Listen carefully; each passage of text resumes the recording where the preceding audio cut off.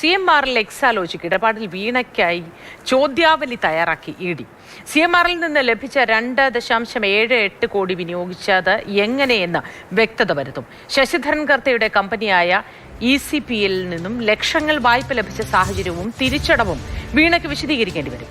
ഇല്ലാത്ത സേവനങ്ങൾക്ക് എക്സാലോജിക് കൈപ്പറ്റിയത് മറ്റ് കരാർ സ്ഥാപനത്തെ അപേക്ഷിച്ച് വൻ തുകയാണ് എന്ന SFIO കണ്ടെത്തലും വീണയ്ക്ക് കുരുക്കാം. വെള്ളിയാഴ്ചയാണ് വീണ ടിയെ എൻഫോഴ്സ്മെന്റ് ഡയറക്ടറേറ്റ് ചോദ്യം ചെയ്യാൻ പോകുന്നത്. ഇതിന്റെ ഭാഗമായിട്ടുള്ള സമൻസ് കഴിഞ്ഞ ദിവസം നൽകുകയും ചെയ്തിരുന്നു. ഇനി വിശദമായിട്ടുള്ള ചോദ്യാവലിയാണ് ഇപ്പോൾ ED തയ്യാറാക്കിയിരിക്കുന്നത്. വീണയെ ആദ്യഘട്ടമായാണ് ചോദ്യം ചെയ്യുന്നത് ഈ കേസുമായി ബന്ധപ്പെട്ടുകൊണ്ട്. അതുകൊണ്ട് വിശദമായിട്ടുള്ള ചോദ്യാവലി തയ്യാറാക്കിയിരിക്കുന്നു. ശശിധരൻ കർത്തയുടെ സ്ഥാപനത്തിൽ നിന്ന് വീണയുടെ എക്സാലോജിക്കിലേക്കും വീണയിലേക്കും 2.78 കോടി രൂപ പോയിട്ടുണ്ട്, കൈമാറിയിട്ടുണ്ട്. അത് 2017-20 കാലഘട്ടത്തിലാണ്.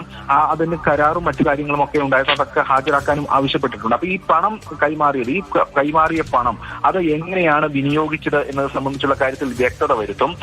നേരത്തെ EDയുടെ ഒരു നിലപാട് എന്ന് പറയുന്നത് ഇത്തരത്തിൽ ഫേക്ക് എക്സ്പെൻസ് അടക്കം CMRL പല ഘട്ടങ്ങളിലും കാട്ടിയിരുന്നു. അവിടെ ക്രമക്കേടുണ്ടായിരുന്നു. അത് പ്രൊസീഡ്സ് ഓഫ് ക്രൈമാണ്. അത് കള്ളപ്പണ ആംഗിളിൽ വരും. അതിന്റെ ഭാഗമാണ് ഈ പലർക്കും പോയിട്ടുള്ള പണം. അതാണ് ഈ എക്സാലോജിക്കിലേക്കും വന്നിട്ടുള്ളത്. അതുകൊണ്ട് തന്നെ അത് കള്ളപ്പണ ആംഗിളിന്റെ ഭാഗമായി വരും എന്ന ഒരു ആംഗിളാണ് EDക്കുള്ളത്. അതുകൊണ്ട് തന്നെ ആ തുക ഉപയോഗിച്ച് ഒക്കെ ചെയ്തു എന്ന കാര്യത്തിൽ വീണയോട് വ്യക്തത വരുത്തും. അത് ഉപയോഗിച്ച് സ്വത്തുവകകൾ മറ്റും വാങ്ങിയിട്ടുണ്ടെങ്കിൽ അതുൾപ്പെടെ കണ്ടുകെട്ടാനുള്ള നീക്കത്തിലേക്ക് ED പോകുമെന്ന വിവരങ്ങളാണ് ഈ ഘട്ടത്തിൽ ലഭിക്കുന്നത്.